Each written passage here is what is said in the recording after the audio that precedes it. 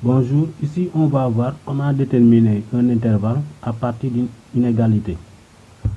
Exemple, si on a l'inégalité x supérieure ou égale à 3, on veut déterminer l'intervalle correspondant. Comment on fait?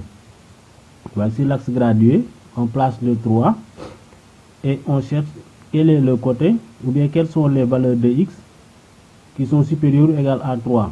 C'est tous les nombres qui sont ici, donc on barre l'autre côté. Puisque c'est supérieur ou égal, on ferme en 3. En plus, au moins l'infini, on ouvre toujours. On dit donc l'intervalle c'est 3 plus l'infini. Je vais proposer maintenant une autre façon de procéder et qui vous permet de trouver l'intervalle sans dessiner l'axe gradué. Bon, pour ce faire, je vais juste introduire les inégalités qu'on peut avoir, c'est supérieur ou égal, ou bien supérieur strict. On peut avoir aussi inférieur ou égal, ou bien inférieur strict. Si on regarde les deux premières inégalités, supérieur ou égal ou supérieur strict, je vais leur faire correspondre des flèches. Pareil aussi pour les deux dernières.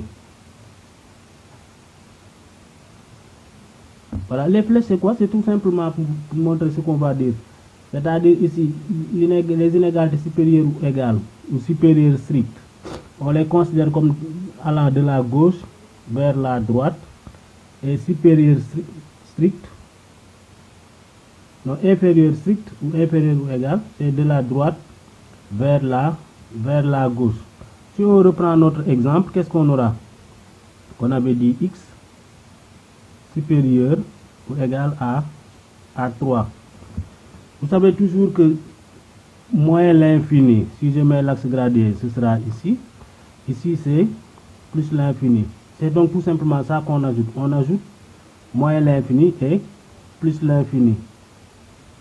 Maintenant, cette inégalité-là, si je considère ça comme une flèche, je dois partir de la gauche vers la droite. La discussion se fait aussi, ou bien ici, au lieu de mettre moins l'infini plus l'infini, ici, on va décaler un peu. Je vais mettre ici 3, ici moins l'infini, et ici plus l'infini. Je dois aller de la gauche vers la droite, donc je viens sur le 3. Ici, on s'intéresse à x, mais là, sur cette façon-là, on s'intéresse à 3. Donc de la gauche vers la droite, je fais comme ça. L'inégalité c'est supérieur ou égal, donc on ferme, et en plus l'infini, on ouvre toujours.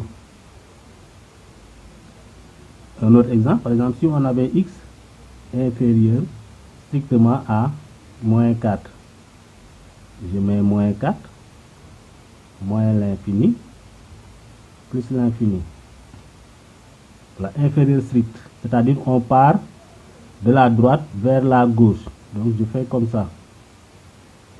C'est inférieur strict, cela veut dire que on ouvre en 4, et en moins l'infini aussi on ouvre toujours. Un autre exemple, par exemple, si on avait x supérieur strictement à 10, je mets 10 moins l'infini plus l'infini. C'est de la gauche vers la droite, donc je fais comme ça. C'est supérieur strict, on ouvre en 10, et en plus l'infini. Si on avait par exemple x,